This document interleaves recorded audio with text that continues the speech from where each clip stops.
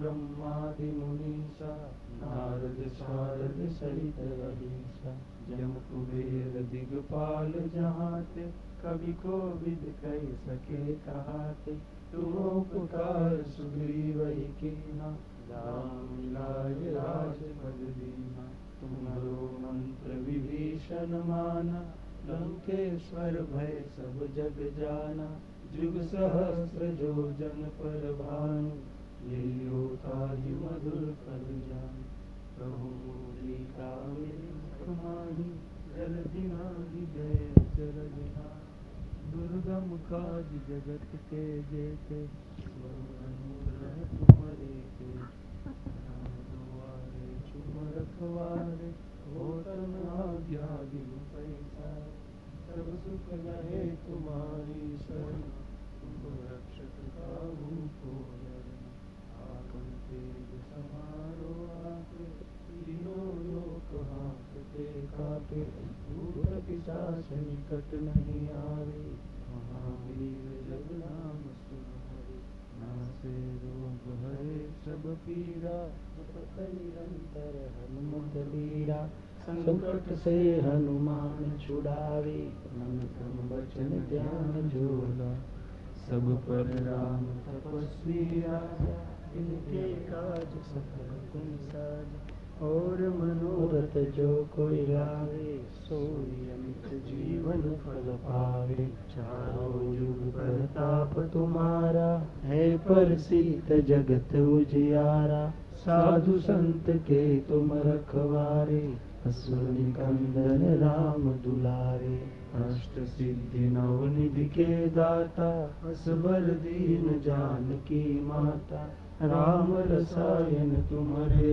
पासा सदा रहो रघुपति के दास तुम्हारे भजन राम को पावे जन्म जन्म के दुख बिसरावे अंत काल रघुवरपुर जाई जहाँ जन्म हरि भक्त कहा और देवता चितन धरई हनुमत से सर्व सुख करई संकट हरे मिटे सब पीरा जो सुमिरे हनुमत बलबीरा जय जय जय हनुमान गोसाई कृपा करो गुरुदेव की नाई जो सत बार पाठ कर कोई छूटे बंदी महासुख होय जो यह पढ़े हनुमान चालीसा होय सिद्धि साखी गौरी सा तुलसीदास सदा हरिचेरा कीजे नाथ हृदय महडेरा पवन तनय संकट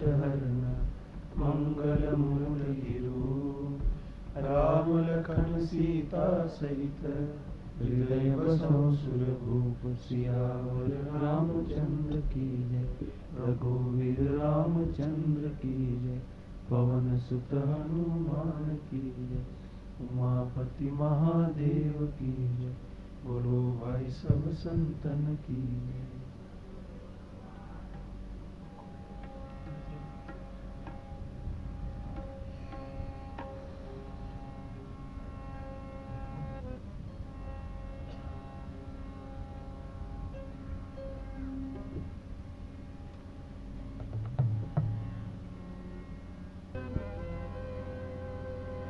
आइए हनुमंत बिराजिए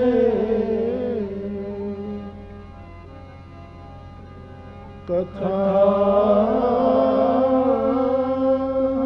कहती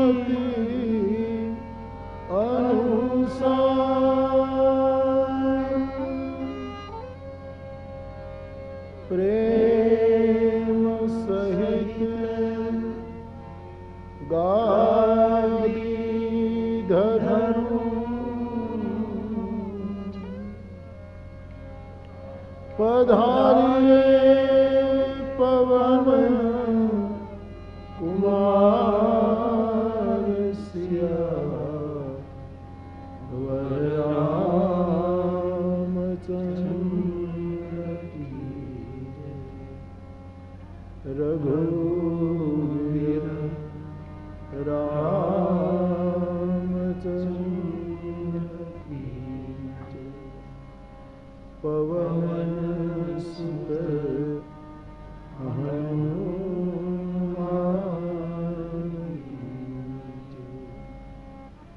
उमापति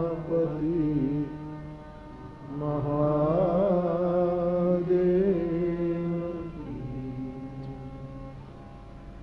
बोलो भाई सब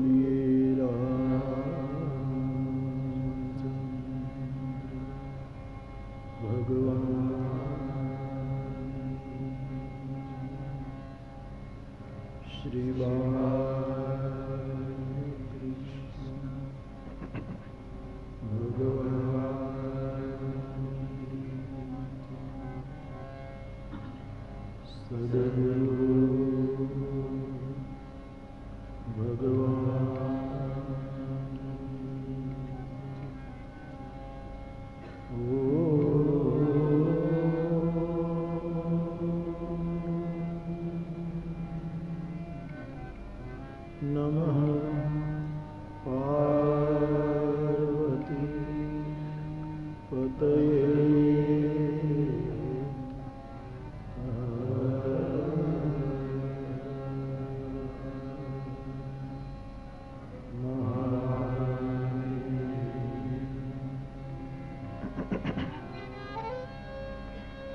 श्री राम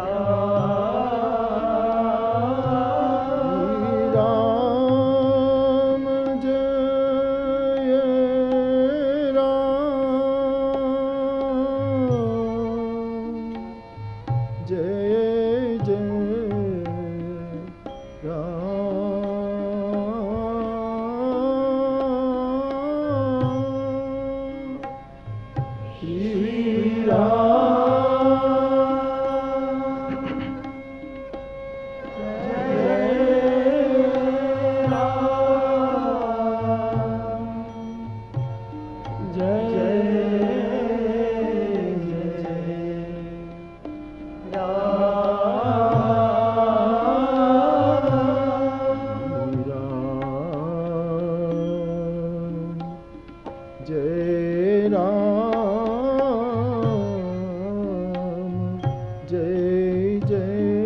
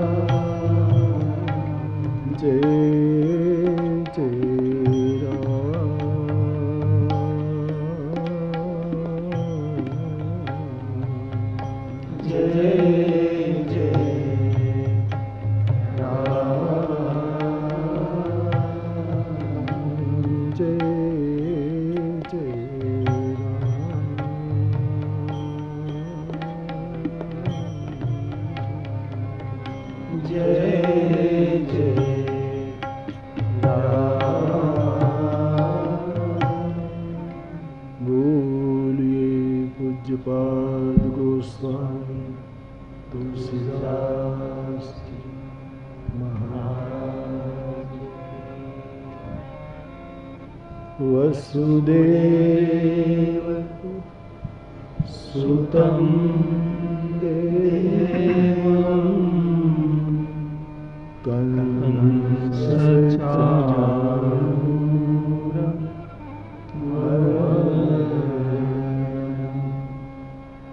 देवकी परमानन्दं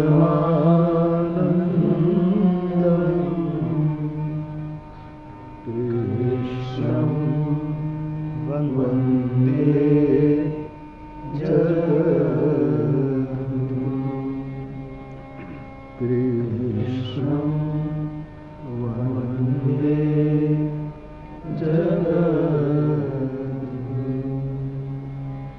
कृष्णं वन्दे जगद्गुरुं।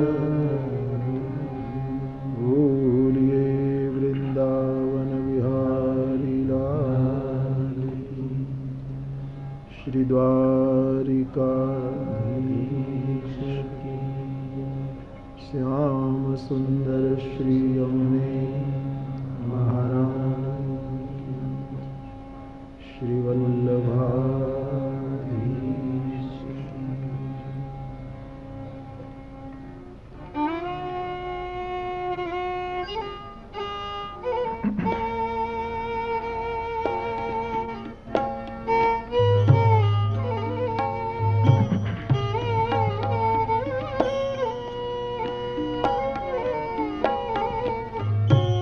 मम गुण गावत पुलक शरीरा।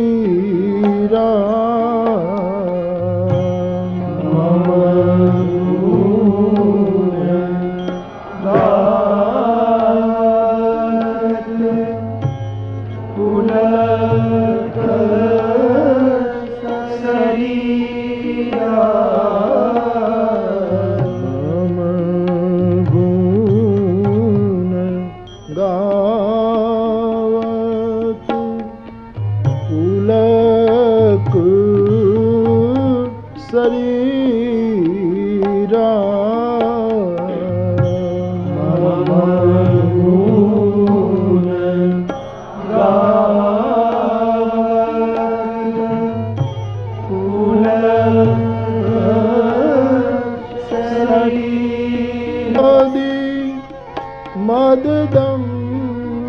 मददम्भन जाके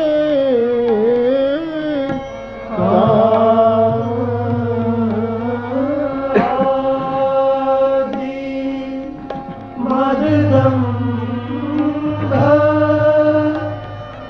जाके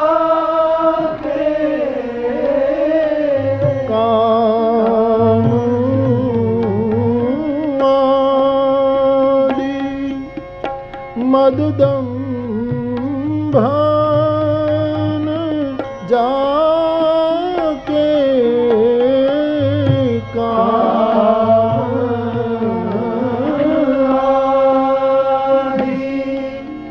मददम्भन जाके तात निरंतर बस में ताके तात निरंतर बस में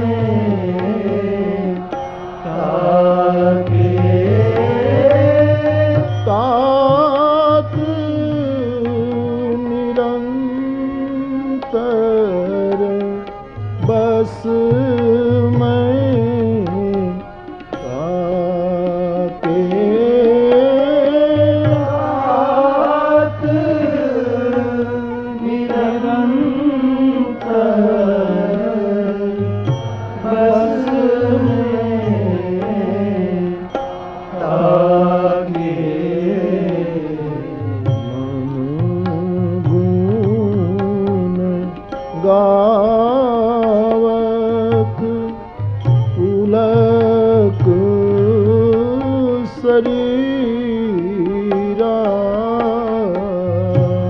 मन गुण गात पुलक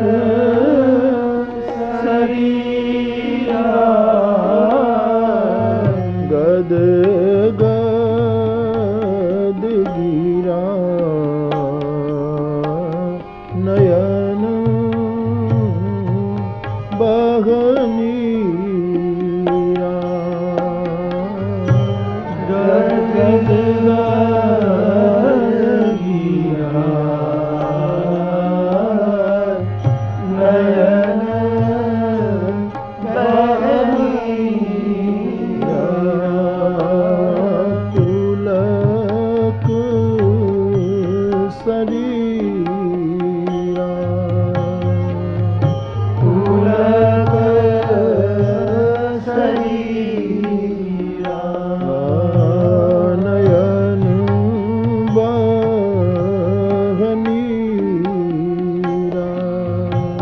नयन बहनीरा पुलक शरीरा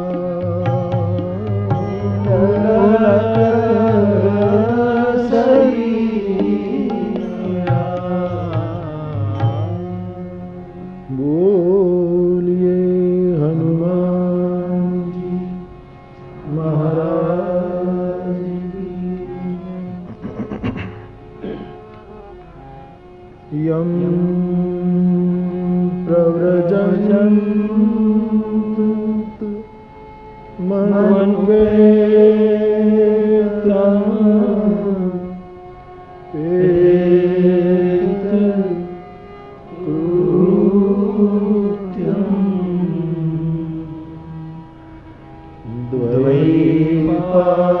द्वैपायनो विरह कातर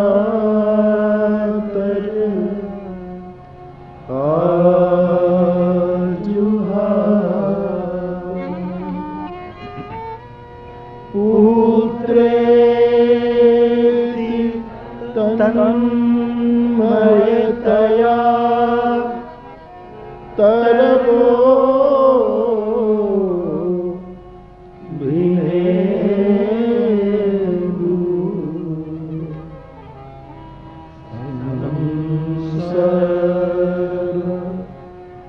सर्वभूत हृदयं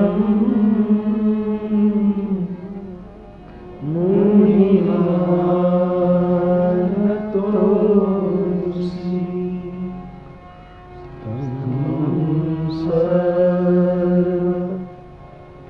सर्वभूत हृदयं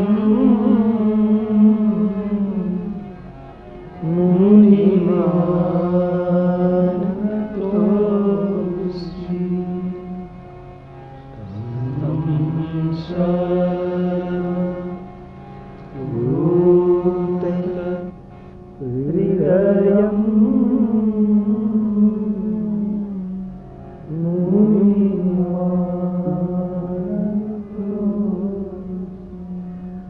बोलिए श्री सुखदेव जी महाराज की।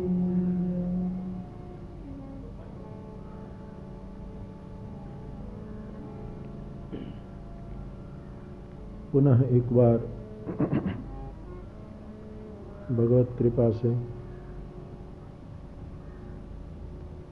इस शारदीय पर्व में भगवत चर्चा के लिए हम एकत्रित हैं।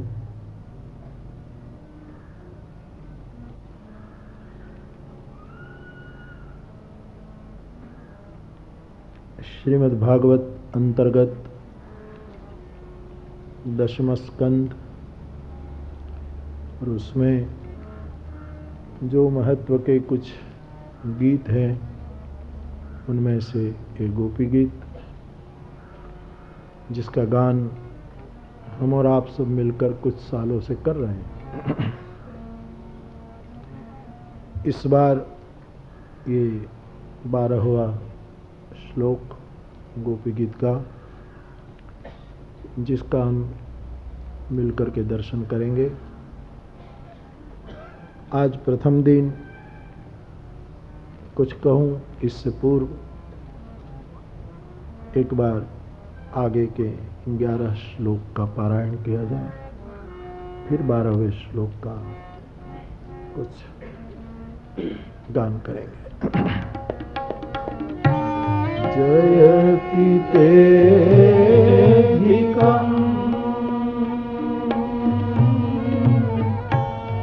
जन्मना व्रज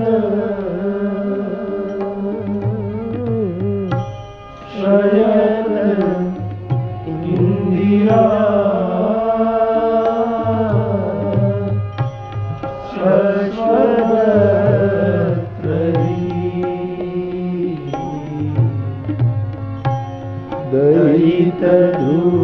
दयितदूषका दीक्षुतावका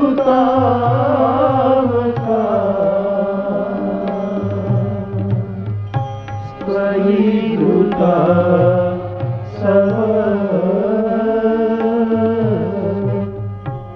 स्वामिनिवते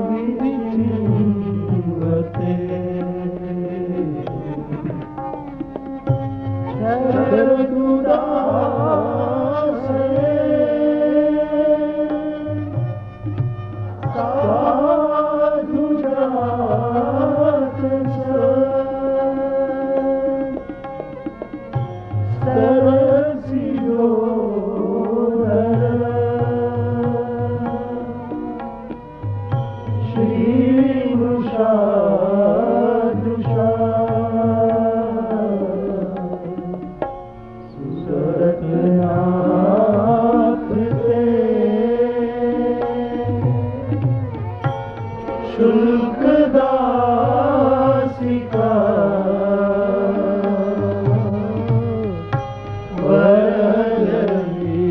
वरनिघ्नतो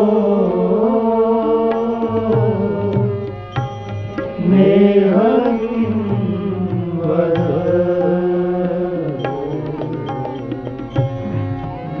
विषजलाख्यया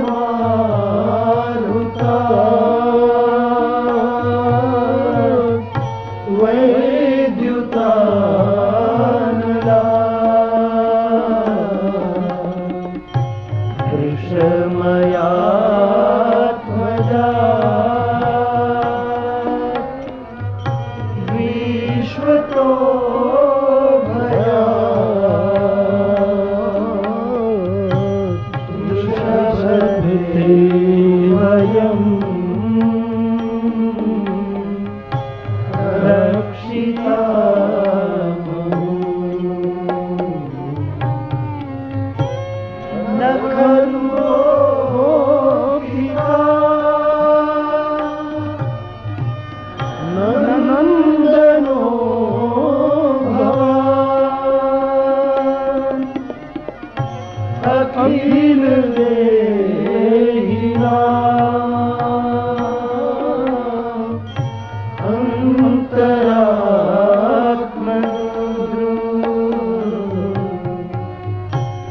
विघन सारितो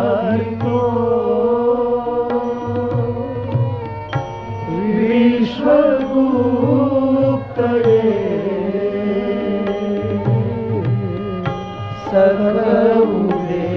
सकलदेवा सात्वता कुले विरचिता भयम्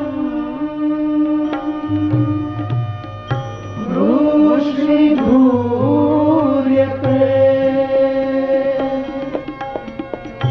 चरणमीशा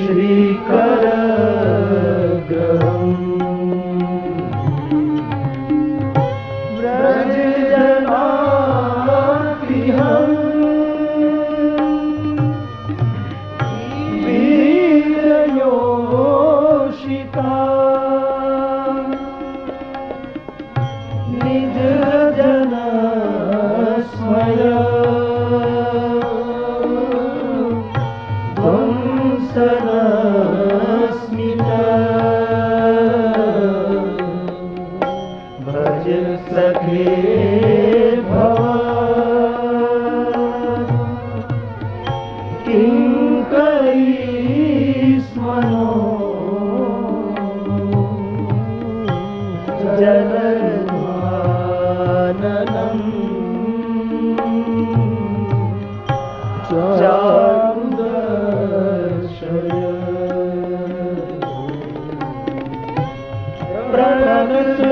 प्रणतदेहिना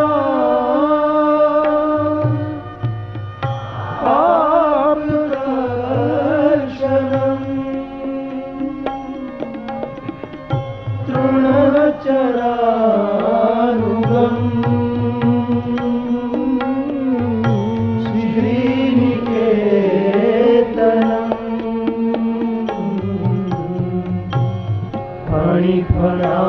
फणार्पितम् ते पदाम्बुजम्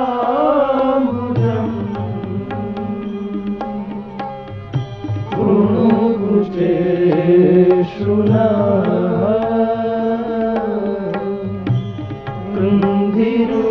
कृन्धिरुच्छयम्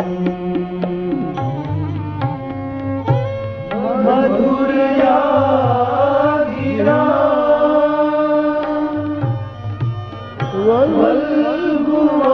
वल्गुवाक्यया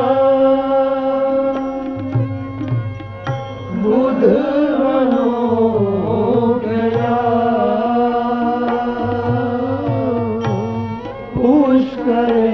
पुष्करेक्षणा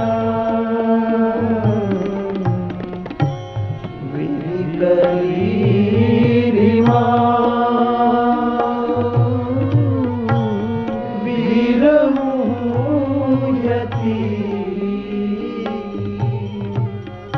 रधर सिधुना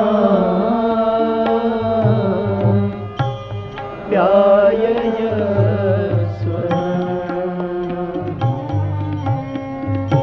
तव कथामृतम् तव जीवनम्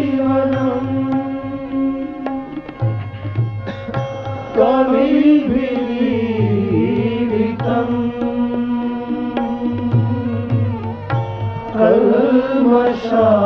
कल्मषावहम्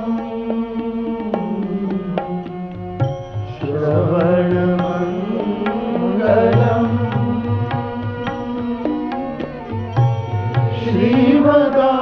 श्रीमदाततम्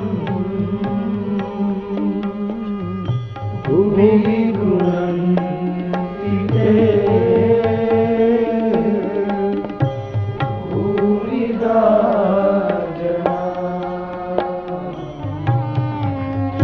प्रहसितं प्रिय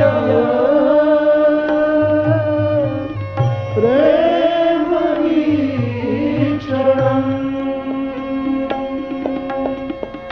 विहरणं च ते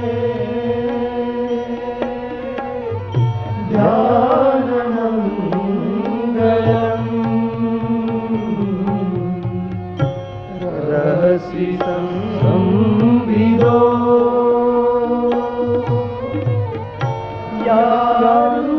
यारुदीस्पृश कुहकयो मन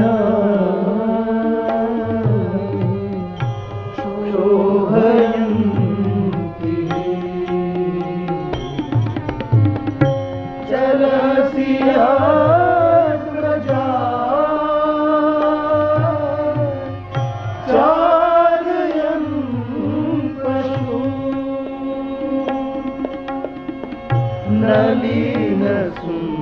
नलिनसुन्दरम् नाथ ते पदम्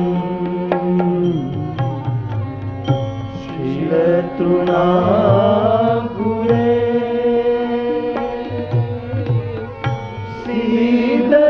सीदतीति न कलिलता मन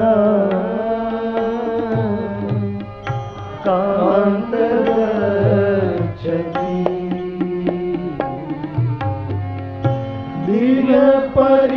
दिव्यपरिचये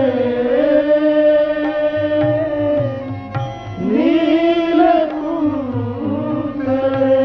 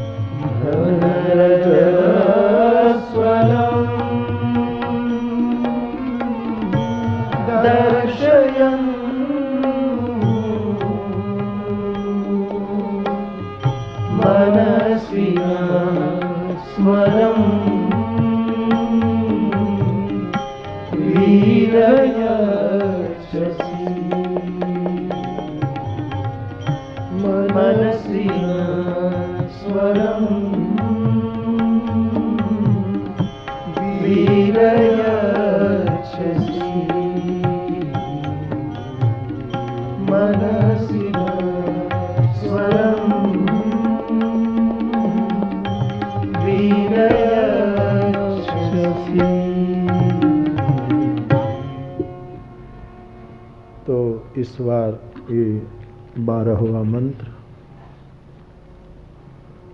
जो गोपीजनों के मुख से प्रकट हुआ है, कुल मात्र भाव इतना है, इस मंत्र का ज़्यादा कहने की भी जरूरत नहीं। गोपीजन वो प्रतिदिन का अपना अभ्यास याद कर रही है कि दिन जब ढल जाता है और आपकी नील अलक लटें आपके चेहरे पर आवृत है, गायों के खूर से जो रज उड़ती है आपके चेहरे पर वो लग गई है, आपके सुंदर मुख कमल पर, और ये सब देख देख करके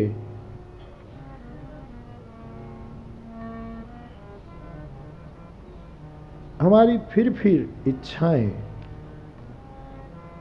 हमारे मनोभाव फिर उकसने लगते हैं, फिर आपकी चाह प्रबल होने लगती हैं।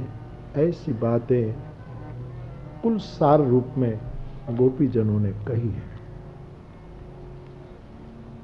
बाप किसी भी दुश्मन को यदि मारना है, बिल्कुल समाप्त करना है, तो पहले उसको खोजना पड़ता है। वो कहाँ छिपा है, और जहाँ छिपा है वहीं उसको खोजना पड़ेगा, उसको बाहर लाना पड़ेगा। और जब वो अपने गुप्त स्थान में जहाँ छिपा है वहीं से प्रकट हो जाएगा, तभी उस पर हमला बोल दिया जाता है और उसको निर्मूल किया जाता है। कुछ ऐसी पद्धति इस गोपी गीत में भगवान श्री कृष्ण ने, मेरी समझ में,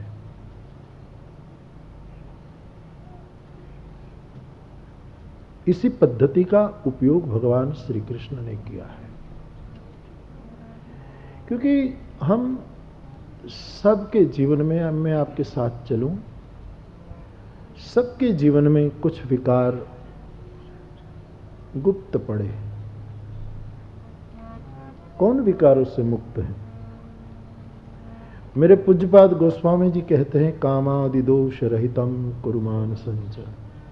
इसका मतलब यह है कि गोस्वामी जी सुंदर कांड तक पहुंचते पहुंचते भी ये बात कबूल करते हैं कि आप मेरे कामादि दोष को निर्मूल कर दें।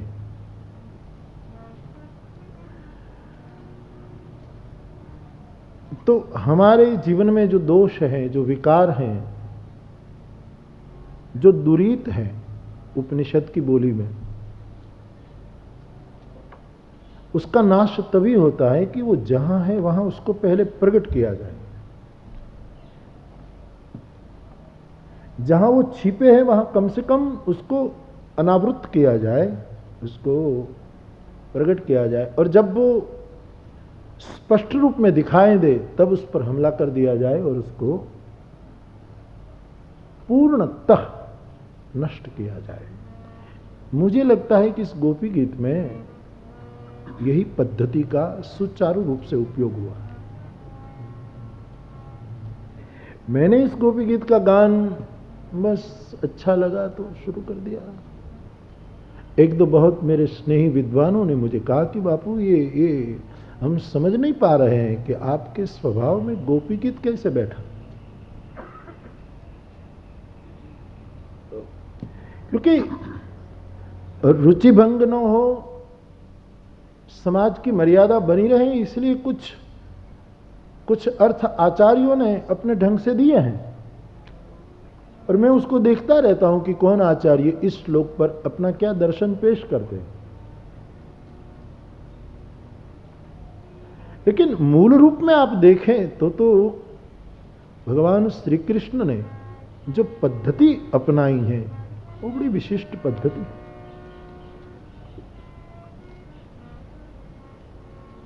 अब मैं उसमें ज्यादा जाना नहीं चाहता, जैसे जैसे श्लोक एक एक पूरा करूंगा और आखिर में जहां तक संभव होगा मैं कोशिश करूंगा कि कुछ कहूं इसके बारे में।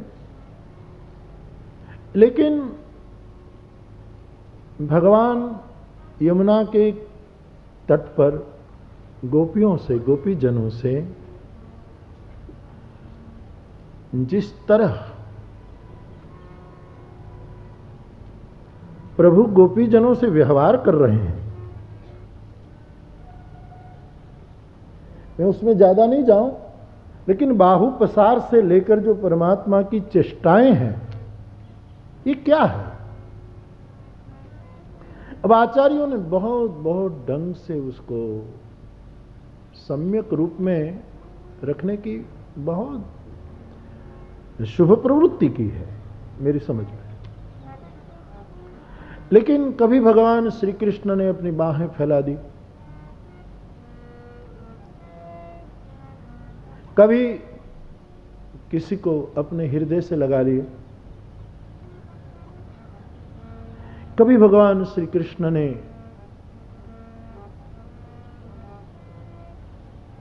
किसी का हाथ पकड़ा, और फिर प्रभु ने इन साधकों को जो जो स्पर्श किया है,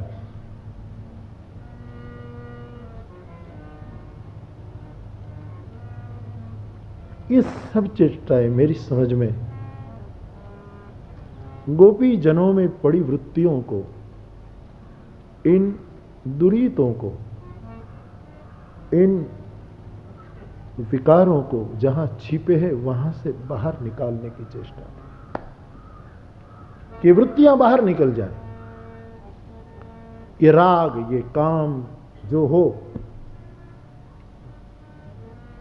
जिस तरह लिखा गया है उसका यथार्थ शब्दार्थ करने से तो बहुत गड़बड़ होगी। केवल शब्दार्थ समझने में बड़े बड़े लोग शंकालु हो जाएंगे। लेकिन ये सब भगवान श्री कृष्ण की योजना है कि साधक में से जो विकार दबे हैं, जो कामनाएं उसमें दबी हैं, उसको पहले पूरी मात्रा में बाहर निकाल दी जाए। जहां छिपे हैं दुश्मन, वहीं से उसको प्रकट कर दिया जाए, और प्रकट हो जाए तब उस पर हमला बोल दिया जाए। तो भगवान श्री कृष्ण की कुछ चेष्टाएं जो रही है, ये तो ब्रह्म है। परमात्मा को तीनों शब्द लागू होता है। वो पूर्ण काम है, परमात्मा निष्काम है, परमात्मा अकाम है, तीनों से परिपूरित है। ये पूर्ण काम है, ये निष्काम है, और ये अकाम है। तीनों की व्याख्या बिलग बिलग है, लेकिन उसमें अभी न जाओ। तो परमात्मा की ये जो चेष्टाएं हैं वो व्यक्ति में रहे दुर्गुणों को पहले एक बार बाहर निकाल दिया जाए। जहां छिपे हैं वहां से काम, क्रोध, लोभ, हमारी जो जो वृत्ति है, गोस्वामी जी, इसीलिए मैं गोस्वामी जी को आधार बना रहा हूं कि गोस्वामी जी स्वयं कहते हैं कि प्रभु मैं बिल्कुल हृदय से आपको कह रहा हूं, आप कुछ ऐसा करें और मेरे इन विकारों को कामादि दोष रहितम कर दो, उसको बाहर निकालो और फिर मारो। क्योंकि मुझे इतना तो पता है कि तेरी कृपा के बिना ये हो नहीं पाएगा। तू कृपा, यह गुण साधनते नहीं होई। ये एक कृपा पक्ष का पूरा। और ये पुष्टि मार्ग क्या है? पुष्टि मार्ग वल्लभाचार्य भगवान की भाषा में तो कृपा का ही मार्ग है। पोषणम तदनुग्रह। पुष्टि मार्ग का अर्थ ही तो यही आचार्यों ने बताया कि उनका अनुग्रह, उनकी कृपा।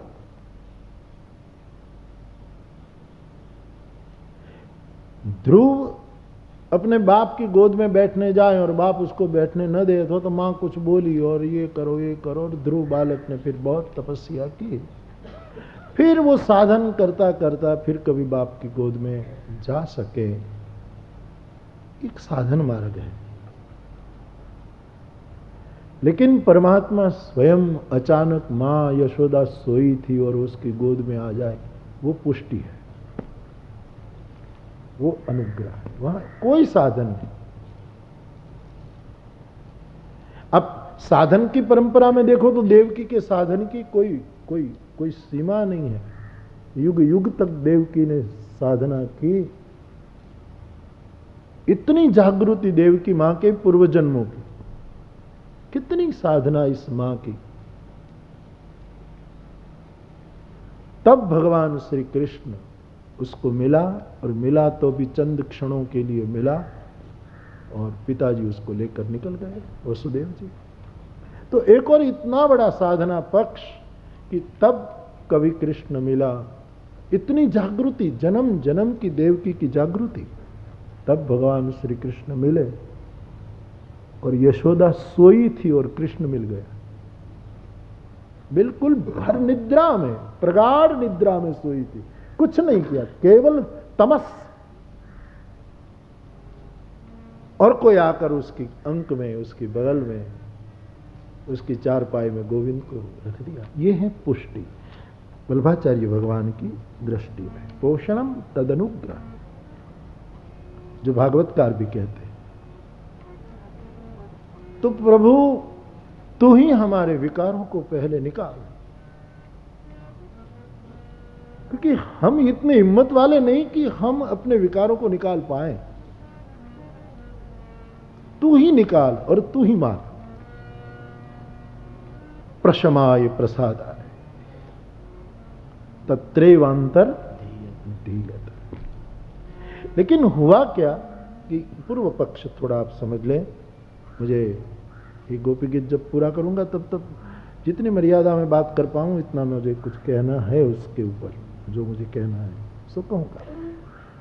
अब तो कितने श्लोक रहे कि 12 हुआ है, फिर तो 19 है ना, 7 रहे। अब तो एक श्लोक तो द्वारिका में करना है क्योंकि गोपियों की जगह है। एक श्लोक वृंदावन में करना है क्योंकि जहां रास लीला हुई है। एक श्लोक शुक्रताल में करना है कि जहां सुखदेव, जहां जो भागवत की जो जो भूमि है वहां एक एक फूल रखना है हमको बस। बाकी तो भागवत कोई अपना विषय नहीं। और एक नैमिषारण्य में करना है जहां भागवत, और एक जहां नारद ने अनुष्ठान करवाया भक्ति देवी को पुनः उस स्थान में, तो वो आसानी थी पूरी थी। जैसे मुझे कल कोई कह रहे थे परसों कि बापू हमको एक श्लोक दो। मैंने कहा अब बचा है 7, और शायद सबके निमित्त यजमान हो चुके हैं, मुझे ऐसा लगता है। तो कुछ कहना है वो कहता रहूंगा। तो मेरी समझ में ये बैठ रहा है कि प्रभु अपनी चेष्टाओं से जीव के विकारों को प्रकट करता है, और जब वो प्रकट हो जाए तब अपनी कृपा से उसको मारता है, उसको निर्मूल करता है। इसलिए उनकी चेष्टाएं कुछ समझ में नहीं आती। परीक्षित जैसे व्यक्ति को भी समझ में नहीं आया और उसने शंका कर दी है। आप भागवत के प्रसंगों में जानते हैं। तो गोपी कहती है कि प्रभु आपके स्वरूप को देख करके, आपके उसमें आगे तो सब उसकी जो मुस्कान की पद्धति है, उसकी देखने की जो पद्धति है, वो जिस तरह बातें करता है, उनमें से सब में गोपी जनों के भीतरी भावों को वो बहुत प्रकट कर देता है। और उसमें जो निंदने जैसा है वो बेकार घास निकाल देता है, और जो पनपने योग्य है उसको पुष्ट कर देता है। तो गोपी यानी गोपी होना तो बड़ा मुश्किल मामला है, लेकिन जब तक गोपी गीत सुनते हैं तब तक तो कम से कम हम ये सोचे कि हम भी गोपी हैं। भले इंद्रियों से संसार पी रहे हैं, कभी कृष्ण को पीना सीख जाएं तो हम भी, पुरुष भी गोपी हो सकता है। उसमें कोई शरीर बाध्य नहीं बनेगा, शरीर की वो कोई नहीं है। तो कम से कम ये जो हमारे दुरीत हैं वो निकले। भगवान श्री कृष्ण की सभी चेष्टाएं और गोपीजन कबूलती जा रही हैं, एक एक श्लोक में कहती जा रही है कि हमको ये हो रहा है, ये हो रहा है, ये हो रहा है, ये हो रहा है। आपका ये चेहरा, आपकी ये नील कुंतलें, ये जो आपकी छवि है, वो हमें हमारी इच्छाओं को बार बार उकसित करती है। और काम शब्द का प्रयोग जब भी शास्त्र में आता है, मैं आपको विनती करना चाहूंगा कि काम का अर्थ केवल, पूरे जगत में एक अर्थ में काम का जो अर्थ हो रहा है वो काम के साथ अन्याय है। काम शब्द जब भी आता है तो केवल शरीर केंद्रित बन जाती है बात, लेकिन ये बहुत छोटा सा अर्थ है। तुम्हारे घर में 2 साल का बेटा है और वो 2 साल का बेटा अपनी मां को कहे कि मुझे खिलौने से खेलना है, तो उसमें भी सूक्ष्म काम है। आप मनोवैज्ञानिक को पूछो, एक लड़की से खेलना चाहे, छोटी छोटी 2 साल की लड़कियां, उनके मन में भी कि मैं इस सखी से खेलूं, वहां भी इच्छा जो है, इन सभी इच्छाओं को काम से नवाजिश किया है। कोई भी इच्छा काम का अर्थ ही होता है। खाने की इच्छा तो वो भी काम है, कहीं जाने की इच्छा वो भी काम है। तो काम का अर्थ जिस तरह हम शरीर केंद्रित कर लेते हैं, वो काम का अपमान है। मेरे कहने का मतलब, परमात्मा जो पूर्ण काम है, निष्काम है, अकाम है, कुछ चेष्टाओं से जो अपने अंतरंग साधक हैं, गोपीजन जो है, ब्रजवासी हैं, उनकी इन कामनाओं को मिटाने के लिए पहले इन कामनाओं को प्रकट करते हैं और फिर उसको अपनी करुणा से, अपनी पुष्टि से, अपने अनुग्रह से, और यही एक बहुत अच्छा उपाय है कि दुश्मन को निकाला जाए और फिर मार दिया जाए। तो ये पद्धति मेरी समझ में गोपी गीत में भगवान कृष्ण ने अपनाई है। ये श्लोक जो इस कथा में हम 9 दिन के लिए ले रहे हैं, उनके 3 अर्थ होते हैं, कर सकते हैं। एक स्थूल अर्थ है जो लीला परक है, जो घटना चल रही है, जो प्रसंग चल रहा है, वो स्थूल है। एक थोड़ा मध्यम अर्थ है उसका, कि थोड़ा स्थूल से ऊपर उठकर उसका एक एक शब्द का अर्थ किया जाए, और आखिर में बिल्कुल सूक्ष्म अर्थ जो आत्मा को भाएगा। एक अर्थ देह को भाएगा, दूसरा अर्थ मन को भाएगा, तीसरा अर्थ आत्मा को भाएगा। और सत्संग उसी क्रम में चलना चाहिए कि पहले देह वाला अर्थ समझ लिया जाए, फिर मन वाला अर्थ समझ लिया जाए, और आखिर में आत्मा वाला अर्थ आत्मसात किया जाए। 3 धारा में इस श्लोक को हम जो समय नियत किया है, उसी समय में हम उसकी चर्चा करेंगे। तो आज तो केवल इतना ही चर्चा परिचय मात्र देना है, लेकिन पहले दिन तो कथा का महात्म्य कहा जाता है, इसलिए भागवत जी का महात्म्य थोड़ा बता दो, फिर आगे जाओ। भागवत जी का एक महात्म्य स्कंद पुराण में है। भागवत जी के बारे में स्कंद पुराण में भागवत जी की महिमा का गान किया है।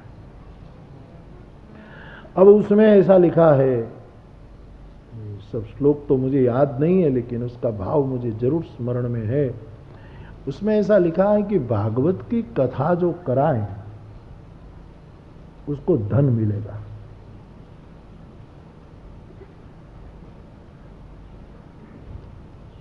वे किसने लिख दिया है स्कंद पुराण में? अच्छा लिखा है कि भागवत की जो कथा कराए उसको धन मिले। फिर दूसरा लिखा है उसको पुत्र मिले। फिर लिखा है उसको स्त्री मिले। फिर लिखा है उसको हाथी मिले। फिर लिखा है घोड़ा मिले। फिर लिखा है राज्य मिले। अच्छा है, इनमें से कुछ नहीं मिलता।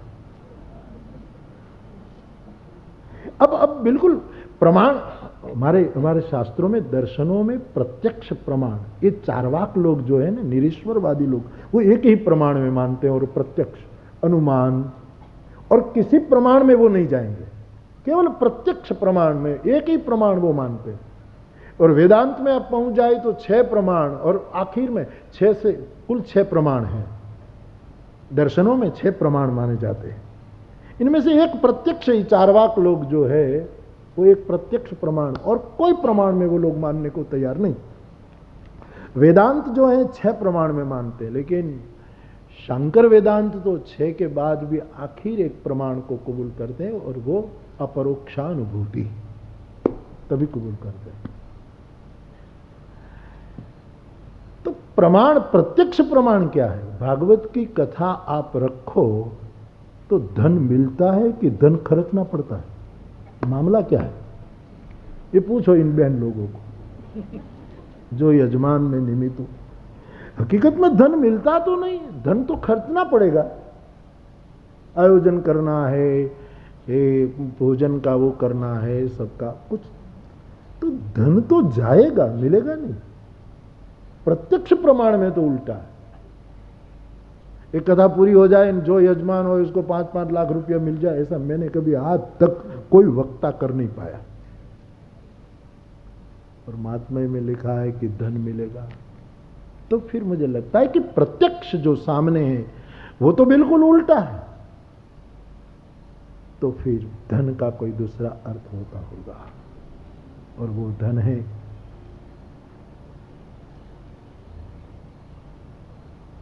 कई प्रकार का धन है, और वो धन है, उसको शांति कहो, उसको एक प्रकार की तसल्ली कहो, एक प्रकार का अहोभाव करो कि हमने मन में संकल्प किया था और हमने एक सत्कर्म किया, उसका एक संतोष का धन, एक तसल्ली।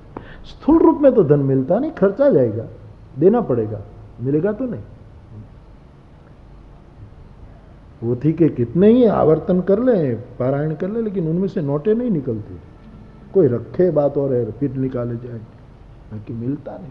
मिलता है वो परम धन, जितनी मात्रा में मिले धन मिलेगा, ऐसा महात्म्य में मुझे ऐसा लगता है। फिर लिखा है कि उसको पुत्र मिलेगा। भागवत की कथा करे तो पुत्र मिले। कौन सा पुत्र? पुत्र का मिलना न मिलना हो तो प्रारब्ध और कुछ जो जीवन की घटना है उसके अनुकूल होता रहता है। लेकिन पुत्र मिलना, इसका मतलब है भाव का सर्जन होना। भागवत की कथा जो सुनेंगे, गाएंगे, कराएंगे, निमित्त बनेंगे। महात्म्य में तो वहां तक लिखा है कि जो भागवत की कथा सुनने जाए उनके पास यदि पैसे न हो तो जिसके पास सगवड़ हो वो उसको पैसे से मदद करे ताकि वो भागवत की कथा सुने। और जिसने पैसे, ऐसा सब लिखा है, ऐसे सब बातें बहुत यथार्थ लिखी है। कहने का अभिप्राय भाव का पुत्र पैदा होगा, भाव जगेगा। श्रीमन महाप्रभु जी वल्लभाचार्य महाराज कहां से शुरू करते हैं? 7 शब्द लगाए उसने अपने अपने दर्शन में। 7 शब्द है, भाव, प्रणय, प्रेम, स्नेह, राग, अनुराग और व्यसन। ये जो वल्लभ दर्शन है कि परमात्मा की प्राप्ति के लिए इस 7 स्थानों से वो यात्रा कराना चाहते हैं। सबसे पहले भाव जगे, ये सबके विशिष्ट अर्थ है। फिर प्रणय, फिर प्रेम, फिर स्नेह, फिर राग, फिर अनुराग और फिर व्यसन। 7 शब्दों से वल्लभ दर्शन की यात्रा चलती है। तो भाव रूपी बेटा जन्मता है। भागवत की कथा श्रवण करने से, निमित्त बनने से, गान करने से भाव का जन्म होता है। स्त्री मिलती है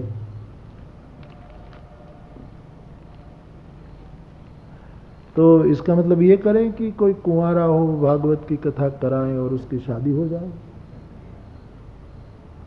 वो पूरा क्षेत्र विलग है, वो तो संसार का, प्रपंच का क्षेत्र है, उसमें शास्त्र का क्या लेना देना। हमने बहुत गलतियां ये की कि अध्यात्म क्षेत्र के साधनों को भौतिक क्षेत्र की सफलता के लिए यूज किया, जो नहीं करना चाहिए था।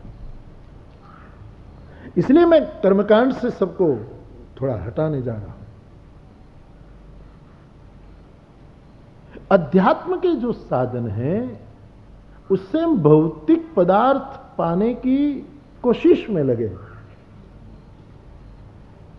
शास्त्र का कोई अध्ययन करे, उसको स्त्री मिले, उसको बहू मिल जाए, उसको पत्नी मिल जाए, ये तो बिल्कुल स्थूल वस्तु है। भाव रूपी बेटा प्राप्त हो जाए और श्रद्धा रूपी नारी प्राप्त हो जाए, क्या मिलेगी? भगवत कथा से श्रद्धा प्राप्त होगी। श्रद्धा रूपी स्त्री व्यक्ति के जीवन में संग चलेगी और बहुत जरूरी है श्रद्धा।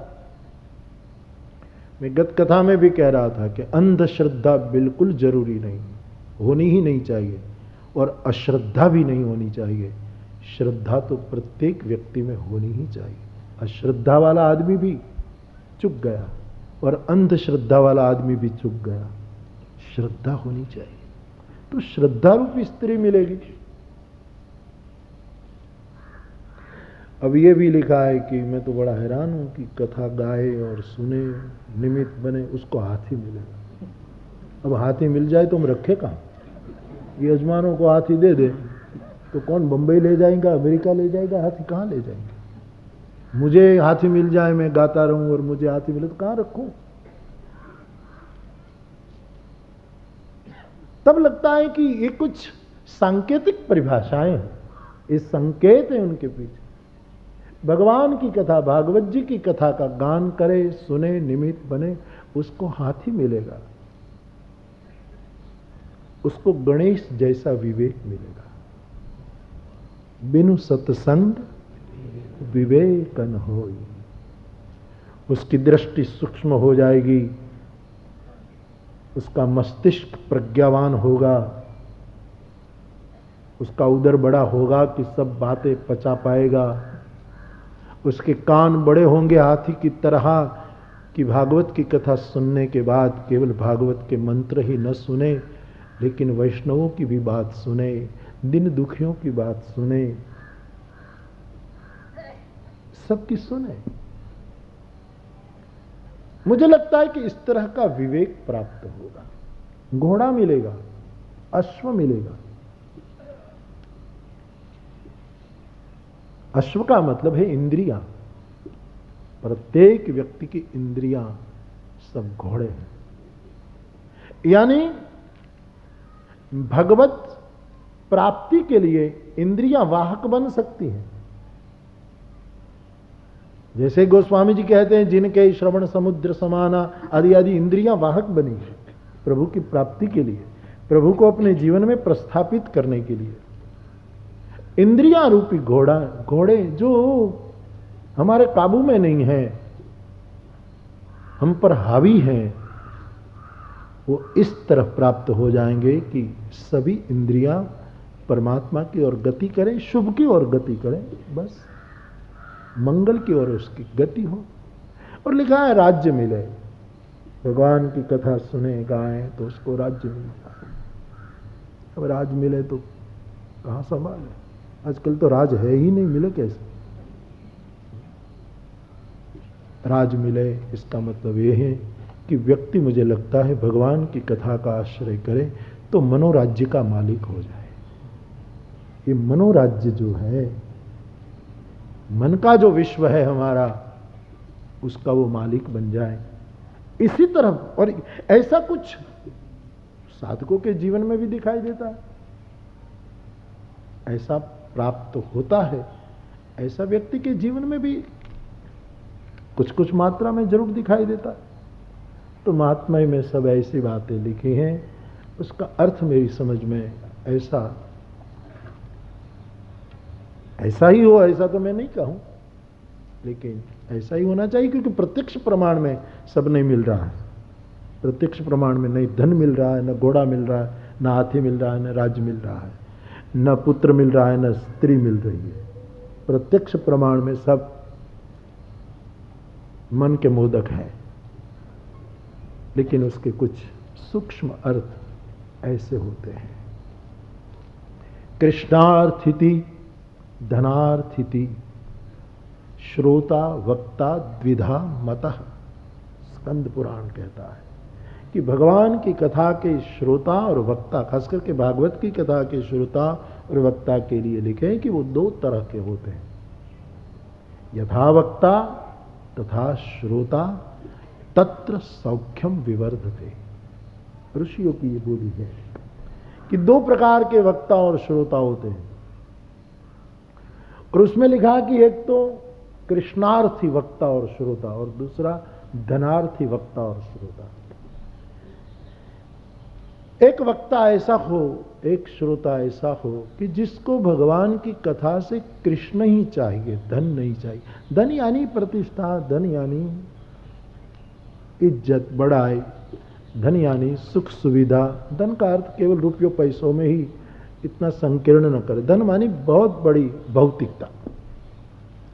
भगवान की कथा के द्वारा किसी को केवल धन ही चाहिए, माने प्रतिष्ठा चाहिए, इज्जत चाहिए, साधन सुविधा चाहिए, ये सब धन के दायरे में आता है। कुछ श्रोता और वक्ता ऐसा है कि जिसको धन नहीं चाहिए और कुछ नहीं चाहिए, केवल कृष्ण चाहिए। तो दो प्रकार के वक्ता भी, वक्ता को भी इज्जत चाहिए, प्रतिष्ठा। वक्ता के जीवन में भी ये दोष होता है कि कृष्ण कितने को चाहिए, राम कितने को चाहिए, पैसा चाहिए, प्रतिष्ठा चाहिए, इज्जत चाहिए, बड़ाई चाहिए, महिमा चाहिए, सुख सुविधा चाहिए। तो ये दोनों के लिए लिखा है। लेकिन कृष्ण चाहिए ऐसा वक्ता और भगवान कृष्ण ही चाहिए ऐसा श्रोता। यथा वक्ता तथा श्रोता तत्र सौख्यम विवर्धते। जैसा वक्ता वैसा ही श्रोता मिल जाए तो सुख की बहुत वृद्धि हो जाएगी, बहुत सुख का विकास हो जाए कि वक्ता भी कृष्णार्थी है और श्रोता भी कृष्ण के लिए सुन रहा है। दोनों यदि विपरीत है, मानो कि वक्ता को केवल स्वांत सुखाई गाना है, कृष्ण के सिवा उसके मन में कुछ नहीं, लेकिन श्रोता के मन में धन की लिप्सा हो, तो शास्त्रकार कहते हैं घटना नहीं घटेगी। अथवा तो श्रोता कृष्णार्थी है लेकिन वक्ता धनार्थी, उसको धन चाहिए, उसको अच्छी सी खासी दक्षिणा चाहिए, अथवा तो प्रतिष्ठा चाहिए। जो यथा वक्ता तथा श्रोता, भागवत के महात्म्य में लिखा है कि दोनों यदि एक रूप हो जाए जैसे गोस्वामी जी कहते हैं श्रोता वक्ता ज्ञान निधि, उसी तरह एक ही अर्थ में दोनों की प्रवाह गतिशील हो तो बहुत सुख बढ़ जाता है। सत्संग में बहुत सुख की वृद्धि होती है, बढ़ोतरी होती है। तो ऐसी कुछ बहुत सी बातें लिखी है। सबके अर्थ कुछ विलग ही होने चाहिए, वरना क्योंकि प्रत्यक्ष नहीं प्रमाण मिल रहे हैं, इसलिए उसके अकारण उसकी अतिशयोक्ति करने का मेरे मन में कोई रुचि नहीं है। कि जो प्रैक्टिकल लगे, जो सामने दिखाई दे, वही तो ठीक लगता है। तो बाप भागवत की कथा, उसके एक प्रवक्ता सूत है, एक प्रवक्ता शुक है, एक प्रवक्ता स्वयं व्यास है। प्रधानतः, बाकी तो परंपरा में कई महापुरुषों ने कहा, तो कथाएं भी इन्हीं शैली से चल। जहां सूत की परंपरा से कथा चलती है वहां पौराणिक प्रसंगों की बहुवार होती है, पौराणिक घटनाओं का बहुत जिक्र होता है जहां सूत परंपरा से बात चलती है। जहां व्यास परंपरा से बात चलती है वहां सिद्धांतों को विस्तृत किया जा रहा है, बहुत व्यापक रूप में बातें रखी जाती है। और जहां शुक परंपरा से बात की जाती है वहां शुद्ध नगद अध्यात्म, अथवा तो भक्ति परक अर्थ में करे तो निष्केवल प्रेम, उसी परंपरा में कथा चलती है। तो भागवत की कथा की कुछ परंपराएं जो हैं, शुक की बोली में, सूत की बोली में, स्वयं व्यास की लेखनी में जिस तरह कथा चलती है, उसका भी हम थोड़ा थोड़ा संस्पर्श और स्वाद लेते जाएंगे।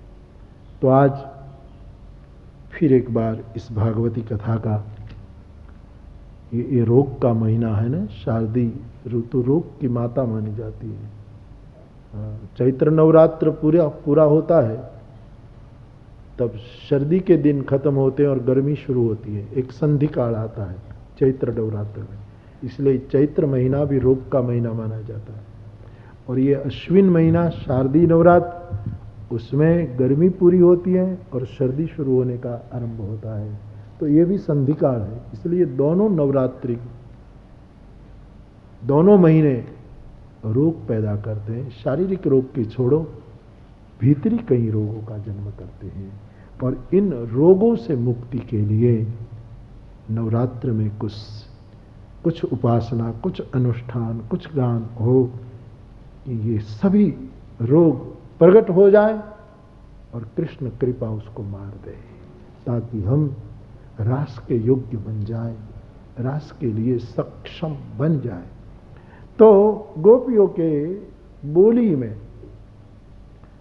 जो उनके संकल्प बढ़ते जा रहे हैं, उनकी इच्छाएं बढ़ती जा रही हैं, उनके मन में जो जो भाव उठ रहे हैं, वो भगवान श्री कृष्ण स्वयं निकालते हैं, प्रकट कर रहे हैं, ताकि उसको मार दिया जाए। तो ये जो 12वां श्लोक है उसको 3 दृष्टि से हम दर्शन करने की चेष्टा करेंगे। आए दिन फिर एक बार उसका गान करें। दिन परीक्षये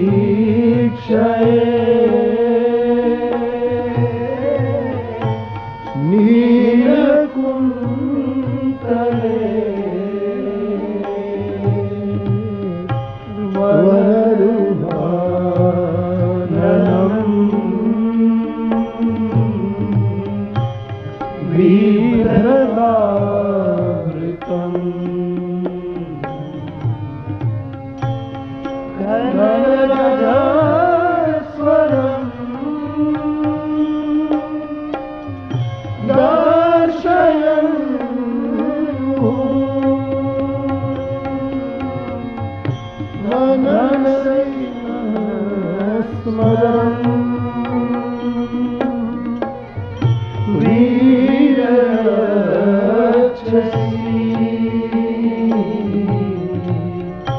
दिन पर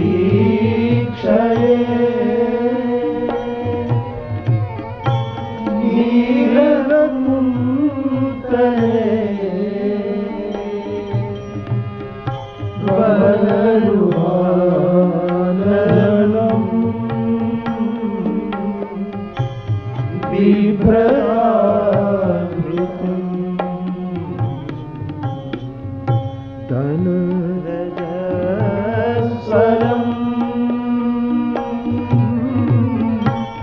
दर्शयन्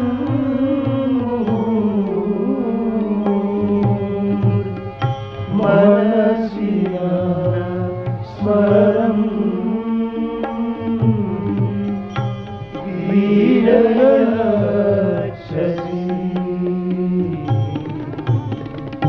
मनसि स्मरन् वीरयच्छसि। गोपीजनों ने एक काम बहुत अद्भुत किया है ताकि कृष्ण पर कोई इल्जाम न लगे। बार बार गोपीजन उसको वीर कहा करते हैं। तुम वीर हो, तुम वीर हो, तुम वीर हो। कृष्ण पर कोई इल्जाम न लगे, कोई अंगुली न उठे, इसलिए गोपीजन दिल की बोली में उसको वीर कहती है कि तुम कायर नहीं हो कि किसी की चेष्टा पर तुम डूब जाओ।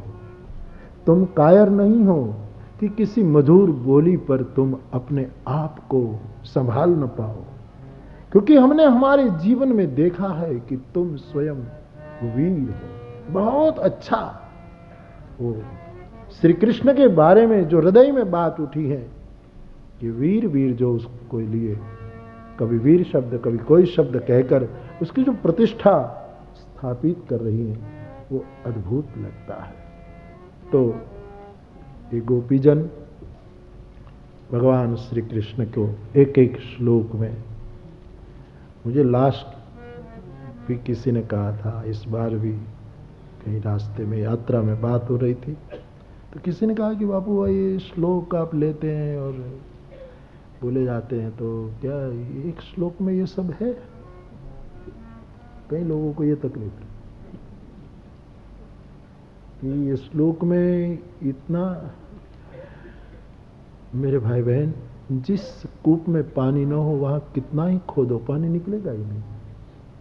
जहां ऑयल नहीं है वहां कितना ही गड्ढा करो ऑयल निकलेगा ही नहीं। जहां मणि आदि आदि कुछ धातुएं नहीं है वहां कितना ही खोदो निकलेगा ही नहीं। ये किसी की करामत नहीं है। ये श्लोक इतने सजल और इतने ऊंडे हैं कि अंदर होगा तो ही निकलेगा। इसमें कोई वक्ता की करामत नहीं है, वक्ता का कोई जादू नहीं। वक्ता तो एक निमित्त बन जाता है, लेकिन ये प्रत्येक श्लोक में बहुत सजलता है, बहुत सजलता है।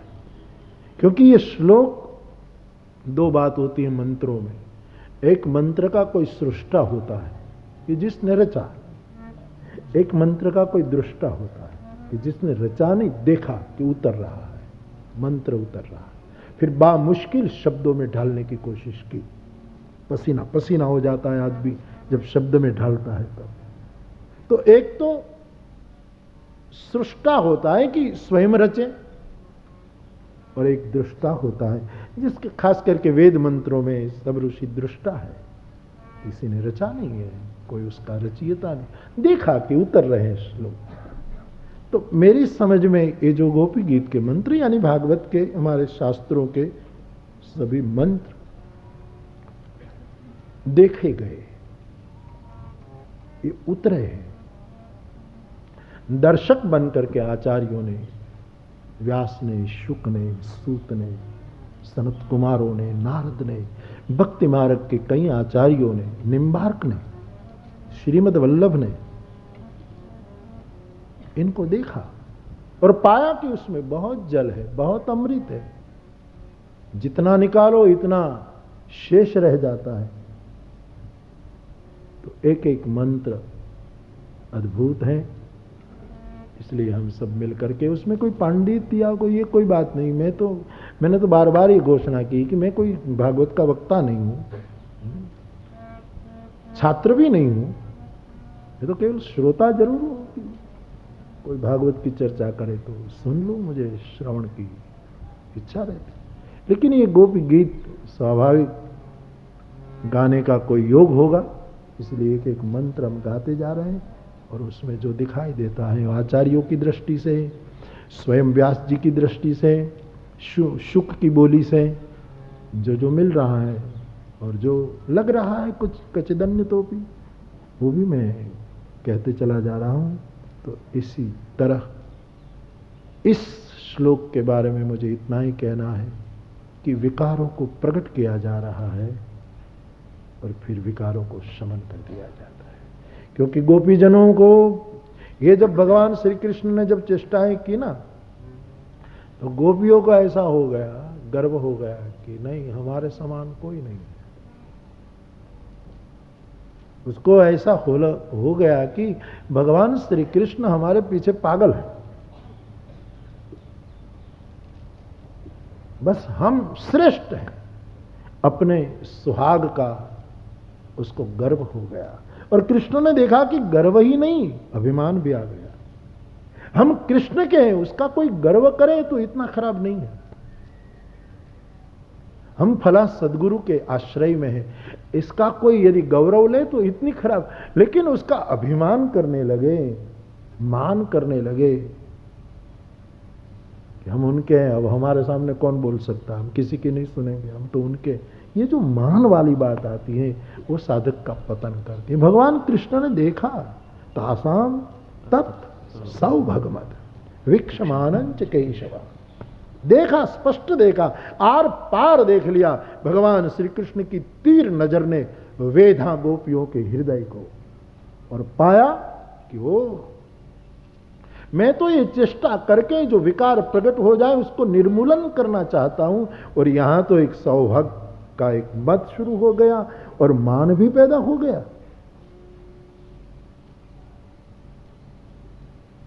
विक्षमानंच केशव, भगवान श्री कृष्ण की आंखों ने देखा कि मान पैदा हो गया। मानिनी हो गई ये गोपियां, ये साधक गण, जिसके साथ में मेरा समग्र ऐश्वर्य को गंगा यमुना की रेत में छिपा करके नाचने के लिए तैयार हो चुका हूं। मेरा समग्र ऐश्वर्य, षडेश्वर, 6 प्रकार का मोरा जो है मैंने बालू में ढांक दिया है, और उनके समान होकर के मैं रास में शरीक हो रहा हूं, और इनको तो मान हो गया, अभिमान हो गया कि हम कुछ हैं।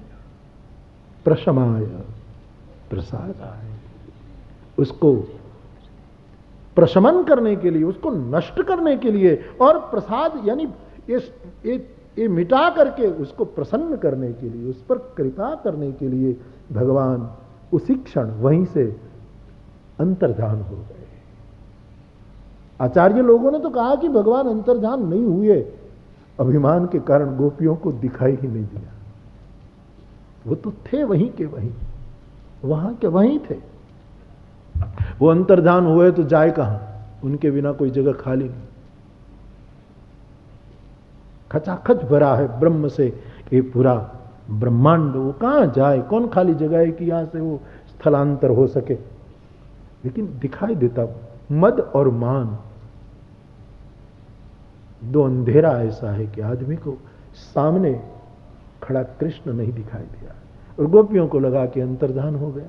वो तो वहीं का वहां खड़ा था, और चाहिए था गोपियों को वहीं खोजे, लेकिन वो और जगह खोजने निकली कि कहीं चला गया, कहीं चला गया, इसलिए चुक गई कुछ समय के लिए। वहीं खड़ा था, चश्मे बदलने की जरूरत थी। इसलिए मेरे गोस्वामी जी कहते हैं, जिनके तात निरंतर बस में तार, जिसके मन में मान नहीं है, काम आदि मद दम भन जाके। अब कागज बंद कर।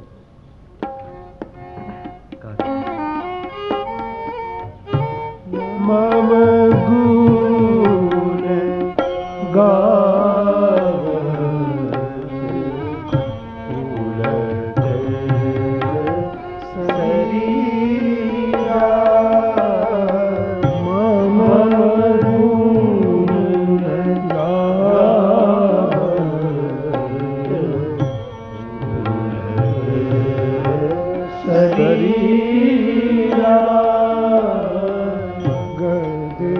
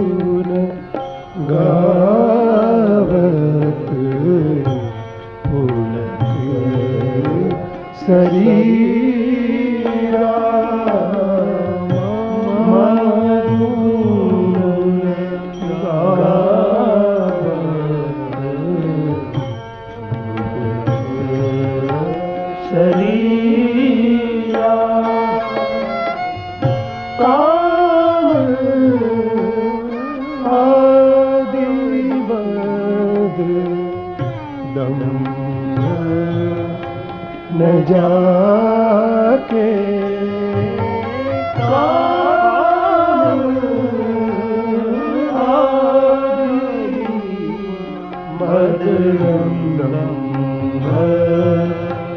न जाके काम आदि मद दंभ न जाके काम आदि मद दंभ न जाके तात निरंतर बस में ताके तात निरंतर बस में ताके तात निरंतर बस में ताके तात निरंतर बस में ताके मम गुण गावत पुलकी शरीरा मम गुण गावत पुलकी शरीरा नयन बहनीरा नयन बहनीरा पुलक शरीरा पुलक शरीरा। तो मद और कामना, दंभ जिसके हृदय से निकल जाए, प्रभु कहते हैं निरंतर सदा सदा के लिए मैं उनके वश में रहता हूँ।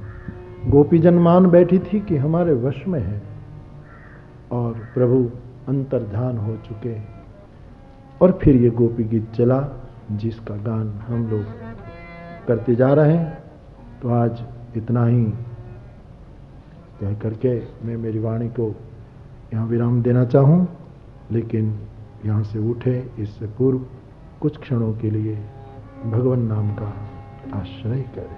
भज गोविंद गोविंद गोपाल, भज गोविंद गोविंद गोपाल, गोविंद गोविंद गोपाल, भज गोविंद गोविंद गोपाल, गोविंद गोविंद गोपाल, भज गोविंद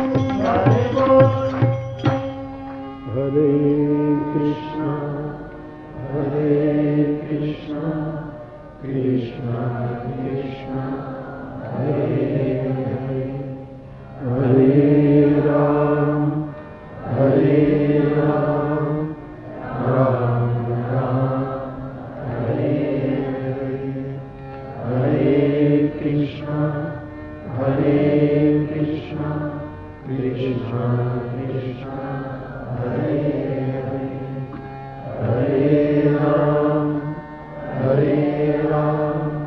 राम राम हरे हरे हरे कृष्ण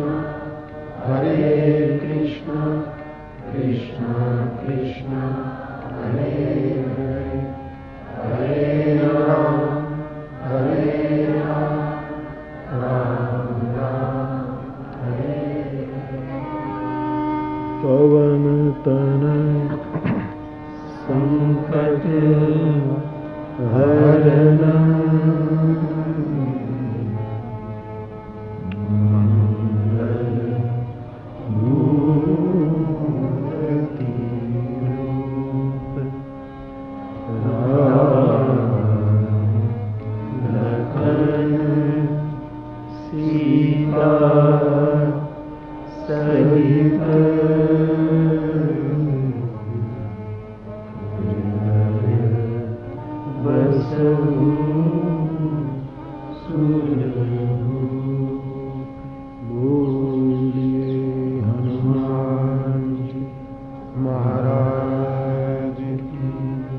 आज का सत्संग यहाँ विराम ले रहा है। कल सुबह 9:30 बजे, अब रोज प्रतिदिन 9:30 बजे कथा का प्रारंभ होगा।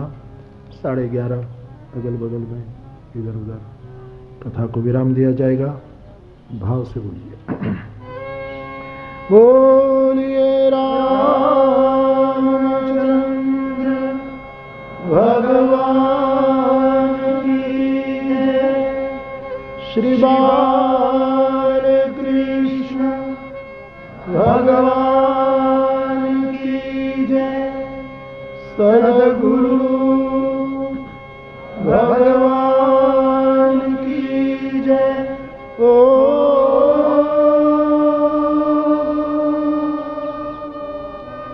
नमः पार्वती पतये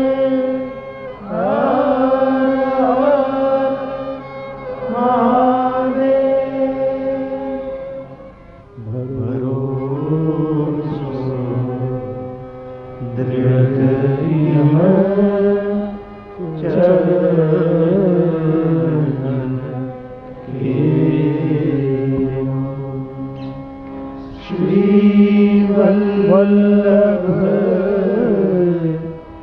लख चंद्र छटा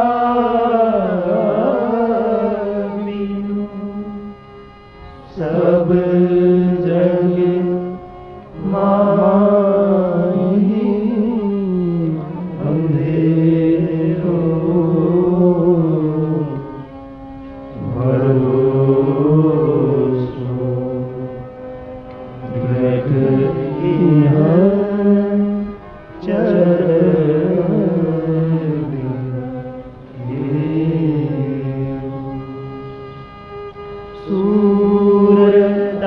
सूरदास प्रभु द्विविध आधरो बिना मोल को चेरो भरोसो दृढ़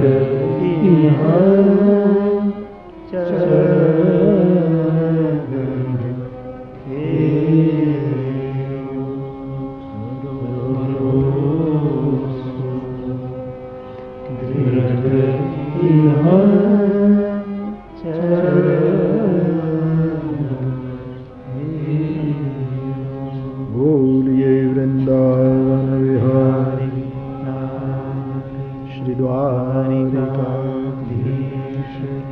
श्याम सुंदर श्री यमुने महारानी की जय। वल्लभाधीश हर हर महादेव।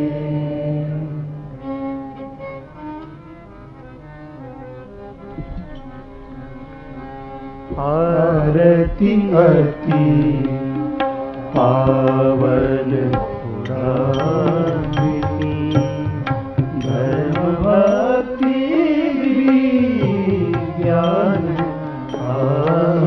की आरती अति पावन पुराण की महापुराण भागवत निर्मल सुखमुख विगलित निगम कल्प फल परमानंद सुधारसमय तले लीला रति रस रस निधान की आरती अति पावन पुराण परमहंस मुनि मन उल्लासिनी हृदय रस रास विलासिनी भक्ति मुक्ति रति प्रेम सुदासिनी कथा अकिंचन प्रिय सुधारिणी आरती रामायण की कलिमल हरणी विषय रस की सुभग सिंगार मुक्ति जुबती की दरोग भूरि अमीती तात मात सब विधि आरती रामायण की आरती अति पावन पुराण की धर्म भक्ति ज्ञान आरती हरि पावन पुराण की पावन पुराण की पावन पुराण की